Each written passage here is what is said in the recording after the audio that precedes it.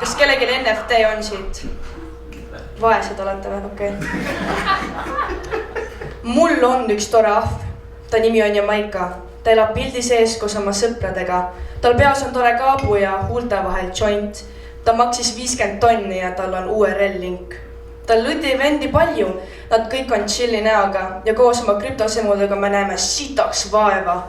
Et neid kokku osta, siis lahti löö üksteise kullast munne.